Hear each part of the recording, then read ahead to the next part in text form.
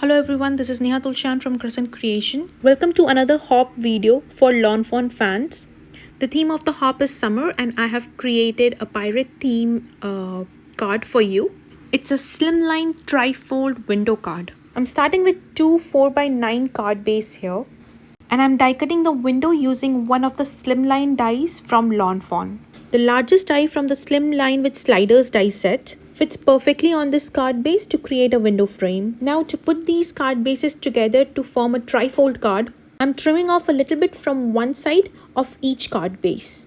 This just helps to put them together a little easily. Here I'm creating another window frame. I have a 4x9 inch white panel here that I am die cutting using the same slimline die from Lawn Fawn. Here I'm using my bone folder to make sure that the window panel on my card base is properly folded. Now I'm adhering a 4x9 clear sheet to the inside of my window panel using some liquid glue. Now I'll adhere the die cut window frame onto the clear sheet using strong double-sided tape from Lawn Fawn. This helps to get a clean look for the inside of the card and you're not able to see the adhesive used to adhere the clear sheet. Here I am trimming off the excess sheet that's peeking through the frame. And that's it, our window panel is ready.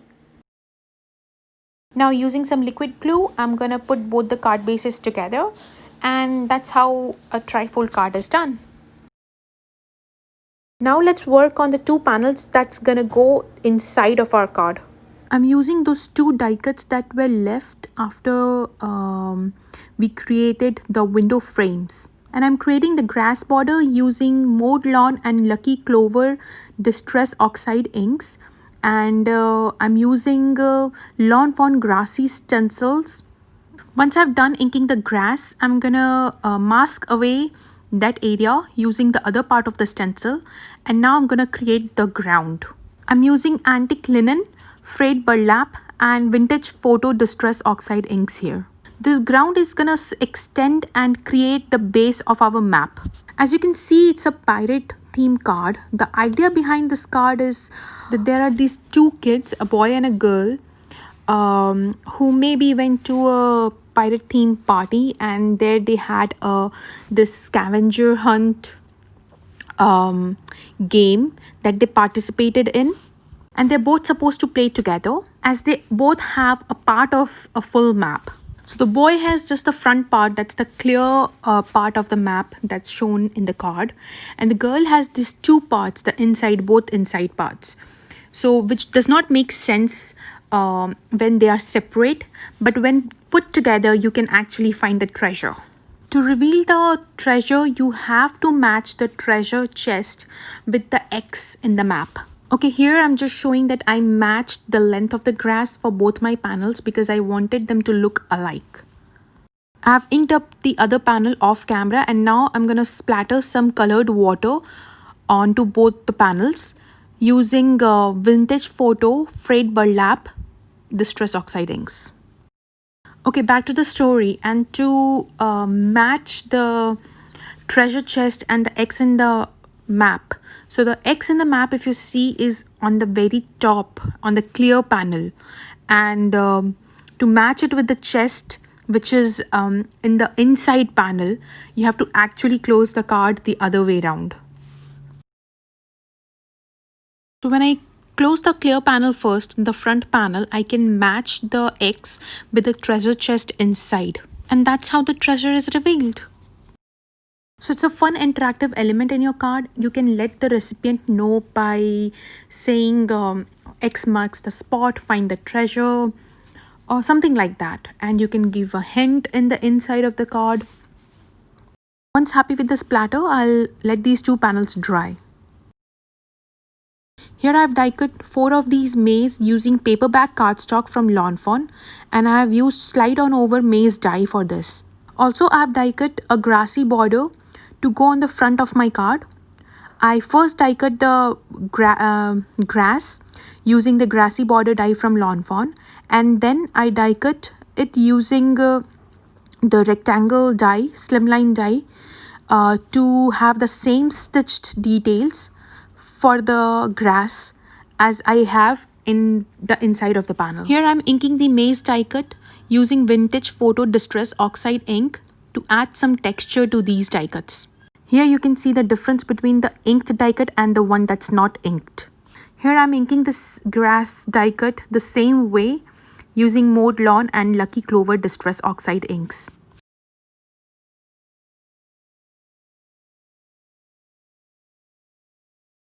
Here I'm adding some splatter details to all these mace die cuts using vintage photo distress oxide ink. But I wasn't very happy with it, so I brought in black soot to add some darker splatters to these die cuts. Once done, I'll set these aside to dry. I wanted to add some details to the grass part of the panels, and I did not really want to add splatter or water details, so I decided to pick out some stamps, grass stamps from different stamp sets, and I'm stamping using Lucky Clover Distress Oxide ink. As the ground part of my panels extend to become the base of my map, I wanted them to look a little like map, and that's why I'm stamping few images from Ahoy Matey stamp set from Fawn using vintage photo distress oxide ink. I really like the look of this. I was really happy with the results. My today's video is a little longer, and since it's a part of a hop, I did not want to make it a half an hour video.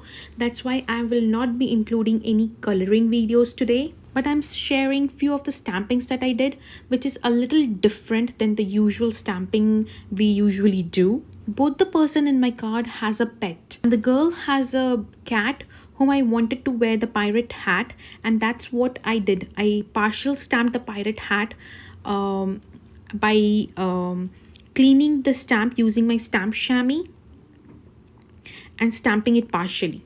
Here I'm stamping the back part of the boy. Since the boy is sitting on a clear panel, you can see the behind of him when you open the card. So to create the back of the boy, I'm cleaning up the inside details in the stamp with my Stamp Shammy. And since it's gonna go at the back, it is supposed to be a mirror image. So I'm stamping this image onto my water media mat, and from there I'll transfer it onto the cardstock. This way I'll get a mirror image of the boy with no facial details, and that's how I create the back of the boy.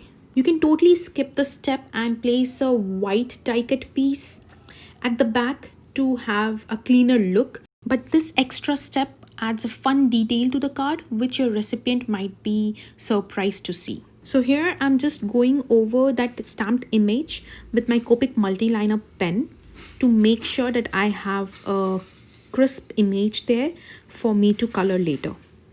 One thing to remember, the water media mat is smooth, and sometimes when we stamp using our acrylic block, when we try and press the block to get a crisp image, we actually wiggle our hand just a tiny bit. Here you can see the difference. The image in the right is a little distorted, but the image in the left is not. I made sure to keep my hands put when I stamped the image in the left, and that gives me a better image to get the mirror stamping. So here I'm stamping few more images in the same way. For me, this is one of the perfect ways to get the mirror stamping done. The only thing is, if you have coordinating dies for these stamped images, you cannot really use them.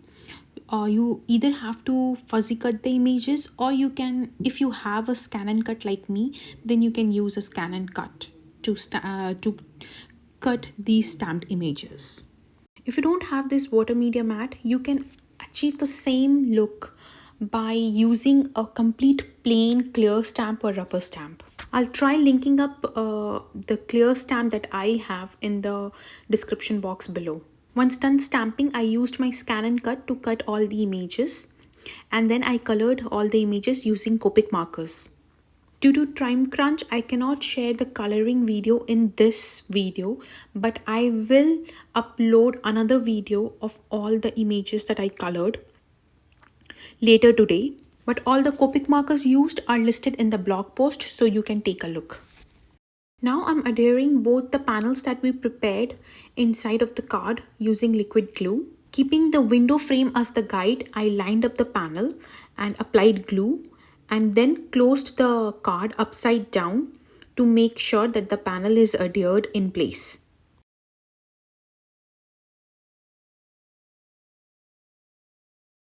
Here is how the card panel looks now. Now I'm going to adhere all the mace pieces. I'll start with the very top panel, the clear panel, and keeping that as the guide, I'll adhere the rest of the mace inside the card. Now about the hop, we do have a sponsor this time too. It's Not Too Shabby Shop. Jamie, owner of Not Too Shabby Shop, is generously giving away $25 gift certificate to her shop to one of the winners of this hop. So make sure you subscribe, like and comment on each of the videos in this hop. And it's open to both US and international subscribers, so keep hopping. Now that the card panel is ready, let's work on the sentiment and then we'll assemble the card. Here I'm stamping the sentiment treasure using blackout ink from Ink on 3 on Nina Solo White 80-pound cardstock. This I will cut it into a speech bubble and put it on the front of my card. So here I'm fussy cutting the speech bubble using my scissors. Once done, I'll lightly ink it up using vintage photodistress oxide ink. I'm going to glue this speech bubble onto the front of my panel, which is the window panel. And like other images, I will need a mirror image of this speech bubble to go in the inside of the card, which is the behind of the window panel. So here I'm tracing the speech bubble and I'll fuzzy cut that out and use that as the mirror image for the speech bubble. I also stamped the sentiment "Will You Be My Player 2" on the front of the panel from Screen Time stamp set from Fawn. I'm using VersaFine black Onyx ink here and with the help of MISTI, I'm stamping the sentiment on the front of the panel. I'm going to stamp it twice to get a crisp image.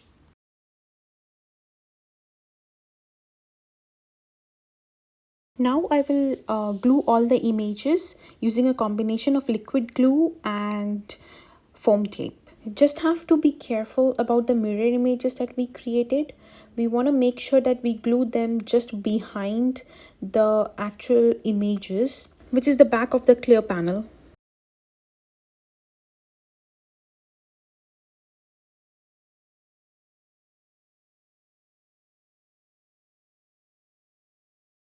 For the inside of my card, I'm stamping the sentiment "We Are an Awesome Combination" from Pizza My Heart stamp set from Fawn. Since the stamp set was too long for the inside of my card, I split it into half and then stamped the sentiment using VersaFine black Onyx ink.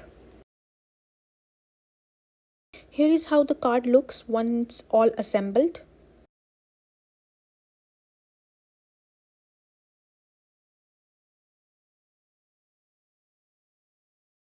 The right panel of the card I left empty for me to write messages for the recipient, but you can always extend the scene if you want to. Now I'm going to add few gel pen details using my black pen, my white gel pen and my shiny starry glitter gel pen. I'm adding the black gel pen to the eyes of the critters and also the eyes of both the boy and the girl. I'm using glitter gel pen to add shine to all the treasure. Lastly, I'm using white gel pen to add highlights to all the images. I also added polka dot details to the dresses of the boy and the girl and also to the butterflies using both white and black gel pen. And that's it, my card is all done. Hop along with us to see what everyone is created and like and subscribe to my channel for more such videos. Here are a few more videos that you might be interested in. Thank you for visiting. Have a nice day.